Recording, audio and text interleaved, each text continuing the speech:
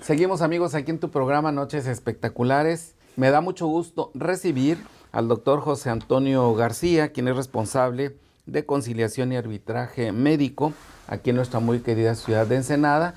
Y bueno, conciliación y arbitraje médico es CAME, una institución que está, decíamos ya en otros programas, para conciliar precisamente entre la parte médica y quienes van a solicitar el servicio a las diferentes instituciones médicas de la localidad. Te doy la más cordial bienvenida, como siempre. Salvador, muchísimas gracias, muy buenas tardes. Agradecerte la facilidad que nos das para emitir algunos conceptos que nos ayudan a la vida cotidiana. Hay mitos, hay leyendas urbanas, hay desconocimiento a veces de parte de la gente. Me gustaría que empezáramos hablando un poco de, en muchas ocasiones llegas tú a una institución pública y llevas un expediente de un médico particular y le dices, mire, aquí ya me hicieron análisis, esto y otro, y mi pacientito trae este problema, le tenemos que hacer todo nuevo. Y al revés, te están dando un diagnóstico en la institución y a veces quieres tú como llevarlo con un particular para que te den otro tipo de opinión, ¿verdad? Sobre todo si no hay un especialista de primera instancia en la institución. Y entonces lo quieres pedir el expediente para que lo vean y dice, no, estos expedientes no pueden salir, son personales y son de la institución. Así es. ¿Qué podemos platicar al respecto? Fíjate, tocas un punto muy sensible. La verdad es que es importante aclarar ciertas situaciones porque esto va hermanado con los derechos que tienen los pacientes. El expediente clínico, Salvador, tiene una base fundamentada en normas oficiales mexicanas, en la norma oficial 024 y en la 004, donde se especifica el contenido del expediente clínico, cómo debe ir estructurado y qué es lo que mínimo debe llevar un expediente. Y los anexos, vamos a platicar en un ratito sobre lo que es el consentimiento informado y el consentimiento debidamente informado. Pero tocas un punto sensible porque las personas en ocasiones van y solicitan la información a un hospital que es parte del expediente y se les es negado. Pues déjame decirte, hay protocolos para hacer eso, hay que solicitarlo por escrito, pero toda institución médica o todo médico que esté ejerciendo su profesión con un paciente, es decir, un prestador de servicios de salud, tiene la obligación, Salvador, de otorgarle la información clara y precisa al paciente y a familiares, o un expediente si es solicitado por escrito. Aquí es importante considerar que se les puede dar la información que contiene el expediente con base en un resumen clínico y eso ya es útil para que precisamente el paciente pueda pedir otras opiniones y que él tome la decisión, porque ese es un derecho de los pacientes. Ellos toman la decisión a qué institución se acercan siempre y cuando tengan una afiliación, excepto en urgencias. Cuando es una urgencia, no necesitan estar afiliados ni al ISSSTE-CALI, ni al ISSSTE, ni a la Secretaría de Salud. Se le da la atención, sobre todo embarazada. Si llega una embarazada en una situación delicada y es urgencia, se le debe atender en cualquier institución sin cobro alguno. Tenga o no tenga derecho a adscripción. Así es. Entonces, cuando los pacientes deciden solicitar información o solicitar lo que contiene el expediente, es muy importante que consideren que ellos son los dueños de la información. Ellos emitieron la información que dio origen al llenado del expediente clínico y el contenido del expediente clínico le pertenece al paciente. No en forma material que el expediente lo tomen y se lo lleven, no, ese es de la institución. El expediente ha tenido un uso a veces delicado cuando se demanda algún tipo de prestador de servicios. El expediente no es un documento legal, es de uso legal, igual que el consentimiento informado o debidamente informado, lo que quiere decir que el expediente sí lo puede requisitar, lo puede acrecentar, puede escribir el médico, la enfermera o quien tenga la autoridad para hacerlo y alimentarlo. No necesitan el permiso de un juez como para poder acceder a los documentos y hacer un expediente extenso. Lo que sí es importante es que ese expediente, en caso de un proceso, ya sea civil o legal, puede ser usado para llegar a dirimir las diferencias que hay entre un prestador de servicios y un paciente que vaya a quejarse. Ahora, yo siento que es importante también que pudiera en un momento dado tener acceso la familia al expediente cuando quieres una segunda opinión, como te preguntaba en un principio, porque de alguna manera en el expediente está la historia clínica del paciente. Así es. Y no es lo mismo que con mis palabras le diga yo, pues es que me dijo que le pusieron un suero, pero ¿qué tenía el suero? Así es, así O con qué se lo pusieron, ¿verdad? O le hicieron alguna mezcla o qué sé yo. O tiene alguna enfermedad y qué tratamiento le han dado, Ajá. ¿no? Para tener bases y el criterio del otro médico pueda ampliarse. A fin de cuentas, todos los prestadores de la salud, los prestadores de servicios, tendemos a mejorar la seguridad del paciente, no sacrificar la seguridad del paciente, no generar una situación de inseguridad o inestabilidad, porque los sistemas de salud están creados para que la gente confíe en nosotros, pero somos nosotros quien les da o les quita esa confianza. Salvador, cuando una persona pide información del expediente es correcto. No puede pedir el expediente en físico, ese es de la institución, pero deme un resumen clínico con la información del expediente, porque yo soy dueño de esa información. Es correctísimo. ¿Quién lo pide, Salvador? Porque a veces llega y lo pide la vecina, o la sobrina, o quien dice ser la pareja. Espérenme tantito, debe haber alguna representatividad, familiaridad directa, o el que lo internó, que normalmente pues es el quien esposo, se declaró la como esposa. responsable del paciente, Salvador, y de esa manera la información se les otorgará en determinado tiempo. No necesariamente debe ser emitido en ese momento, porque hay que leer, hay que redactar el resumen clínico, hay que emitir las partes que a ellos les interesa y los antecedentes que le puedan servir para estructurar un criterio al otro médico.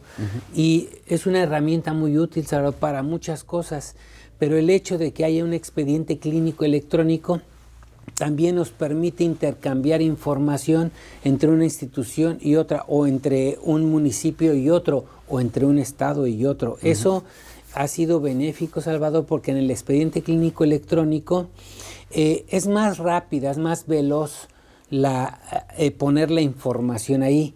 También es más completo porque todos los estudios paraclínicos de rayos X, de laboratorio, los que sean biopsias, pruebas de patología, lo que sea, ahí están y los puede uno identificar. Le hicieron una tomografía, está en el expediente.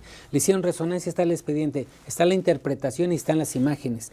Y eso permite que el médico que llega a abrir el expediente porque le tocó atender a ese paciente, el expediente lo llena. Pero hay aquí la responsabilidad muy importante, Salvador. El expediente es un documento que se responsabiliza quien pone una nota, es responsable él, no es la institución, no, es responsable. Por eso al final de la nota médica, donde lleva todo lo que él encontró, lo que él exploró, el pronóstico, el tratamiento, lo que sea, debe estar anotado y al final firmado su nombre, la fecha, la hora y la firma. La firma electrónica es que ya lo puse, lo guardo, esa es la firma electrónica y ya nadie lo puede borrar, pero está mi nombre. Eso es muy importante. Lo que está mal, Salvador, es que el médico de base, el médico titular, deje que estudiantes o personas que están en ejercicio de aprendizaje sean los que llenen con sus palabras y sus criterios los expedientes clínicos. Eso hay que evitarlo. Eso hay que evitarlo porque después vienen los problemas y dice el médico, yo no lo llené, pero está tu nombre.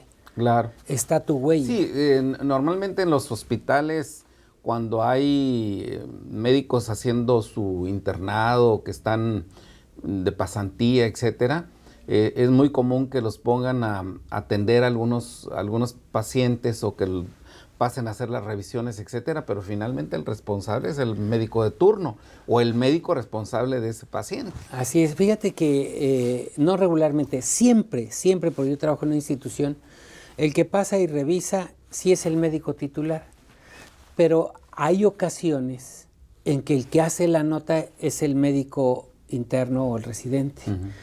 Y una nota que sí la pueden hacer ellos nos ayudan mucho, están en una fase de aprendizaje, en un proceso todavía donde todavía no son médicos, pero ya tienen habilidades, ya tienen conocimiento, los escritos los hacen muy bien. Yo he conocido médicos internos que mis respetos y sé que a futuro van a ser buenos médicos. pero la responsabilidad de lo que está poniendo, por muy bueno que sea, es del titular, no es de él. Sí, no se puede poner, dijéramos, una nota libre albedrío, sino que tendría que ser lo que el médico dijo. O sea que hay que revisar lo que pusiste porque está mi nombre, claro, no está el tuyo. Si hay una demanda es contra mí, si hay una responsabilidad es contra mí. Y además lo que yo puse debe ser congruente con la información que le di al paciente o a los familiares, Salvador. Y ese es un tema muy delicado porque la mayoría de las quejas de inconformidad son por falta de información, Salvador. Sí. La información que le emite el médico al familiar o al paciente debe ser clara, oportuna, sencilla y además preguntar, ¿me entendió? Hay una ocasión que a un paciente, a un familiar, a una señora le dicen, debemos intubar a su señor porque es necesario, está desaturando y habrá que intubarlo. Y la señora dice, pues adelante. Lo intuban y después la señora emite una queja porque le metieron un tubo en la garganta y ella no estaba de acuerdo. Nadie le explicó que era intubar. No sé qué se imaginó la señora y la señora aceptó y firmó. No, y de hecho muchas veces cuando tienes un enfermo y que te dicen que está sumamente delicado, como que se vuela un poquito la cabeza, ¿no? Como que no hay conciencia del 100% de lo que está sucediendo. Pero ahí hay una diferencia, Salvador. En el momento que un paciente llega en estado grave a urgencias, se debe privilegiar la vida del paciente. Se hace el abordaje completo, aún sin la autorización de los familiares, porque hay que poco preservar tiempo. La vida, ¿no? Exactamente. Tú priorizas la vida, haces todo y comunicas a los familiares cuál es la condición, cuál es el diagnóstico, cuál es el pronóstico y qué es lo que sigue. Pero ahorita ya lo estabilizamos. Oye, son dos casos diferentes, ¿no? Cuando entra tu paciente a emergencia y sale el médico y te dice, lamentablemente, el caso es muy delicado y vamos a tener que hacer otro tipo de estudios y no sé qué, te quedas así. Pero cuando después de que estuvo 2 horas que no sabes qué está pasando y te sale el médico y dice, venía con muchos problemas, pero afortunadamente ya lo estabilizamos, sientes realmente pues un alivio, una paz y un alivio, ¿no? Así es, Salvador. Fíjate que los servicios de salud están destinados, y así es en conciencia de todos los que prestamos servicios de salud, a preservar la vida del paciente. Y lo he dicho siempre, ningún médico se levanta en la mañana, Salvador, pensando a quién va a lastimar. No conozco a ninguno y tengo 33 años siendo médico.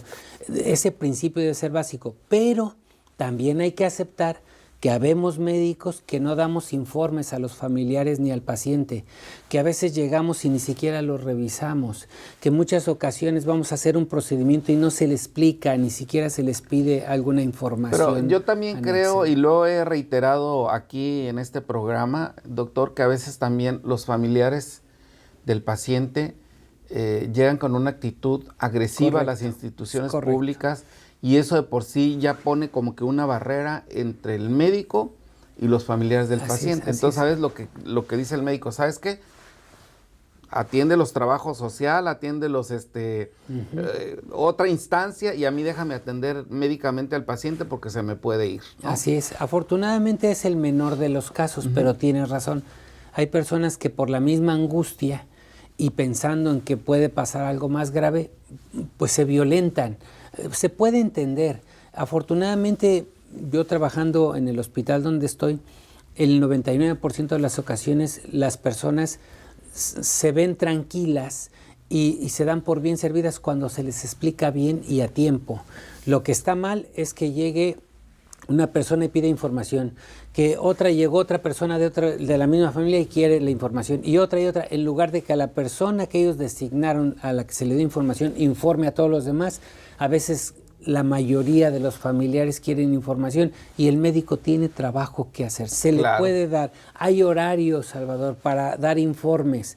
Hay horarios para poder salir y platicar con los familiares. Lo que no podemos hacer es que el médico esté en disposición todo el tiempo para que platique con ellos. Pero cuando son urgencias, sí. Hay que estar ahí, hay que informarles, porque el procedimiento a veces es muy acelerado. Y también transmitir las necesidades que va teniendo de alguna manera el paciente, ¿no? Así es, Salvador. En el caso del COVID, yo recuerdo que A muchas personas se les estuvo administrando un producto que era sumamente caro, no me acuerdo cómo se llama, tú sí te debes de acordar, pero que aparte no lo encontrabas en ninguna parte. No era como ir a comprarlo a la farmacia, sino que a veces se tenía que mandar traer, no sé, de Monterrey, de México, lo que sea. Entonces, necesitamos este producto y hay que conseguirlo, ¿verdad? Así es, sí, hay medicamentos antivirales que son caros, el tocilizumab es uno de ellos, y en COVID fue lo que más, y es carísimo. Pero fíjate que las instituciones tienen parte de nobleza. Si bien aceptamos que a veces no estamos en condiciones de satisfacer todas las necesidades de medicamentos, los más delicados para las cirugías y para pacientes graves, eso sí se tienen. Y como dicen por ahí, también cuadros básicos, ¿no? Y el cuadro básico, que a veces es difícil alcanzarlo, Salvador, pero están haciendo un esfuerzo grande en nuestras autoridades para poder satisfacer las necesidades más básicas. Ahorita yo trabajo en Iztecali, el porcentaje de cobertura de cuadro básico ya está en el 75%, eso es muy bueno, eso es muy bueno. Había costado trabajo, se está mejorando la condición, pero también hay mucha población demandante. Ha estado lleno el hospital, pero eso al paciente no le debe preocupar. Él debe salir satisfecho con el trato, con medicamentos. Afortunadamente hay muchos pacientes que dicen, doctor, si no lo tienen ahorita, yo voy y lo compro, aunque me lo paguen después, porque la institución tiene esa facilidad, como lo tienen otras instituciones. Y un último comentario acerca del complemento con el expediente clínico, que es el consentimiento debidamente informado. Ojo, para todos, esto es una buena información para todos. Cuando van a hacer un procedimiento invasivo, como una intubación, un catéter, una cirugía, algo, se los deben informar y les dan unas hojitas a que ustedes pongan su firma de que están aceptando. Chequen que esté bien claro, chequen que se especifique qué es lo que le van a hacer y cuáles son las consecuencias de esos procedimientos. Hasta que ustedes estén enterados, entonces firmen, porque muchas veces firman, no saben qué firmaron o no saben las consecuencias o las secuelas que tiene el procedimiento invasivo que se va a hacer, y vienen de ahí las quejas. Y yo tengo ahorita en CAME muchas quejas por falta de esa información, y cuando le pregunto a los médicos, ¿usted le informó a la paciente o al paciente? Sí, enséñeme el consentimiento debidamente informado. Me lo enseñan y está completo. Y la paciente dice, pues no me acordaba de ese documento. Usted firmó que se enteró. Entonces hay que leerlo bien, porque la lectura de ese documento implica que uno está consciente de que mi paciente o yo como paciente sé los riesgos al procedimiento al que me están sometiendo, Salvador. Muy bien.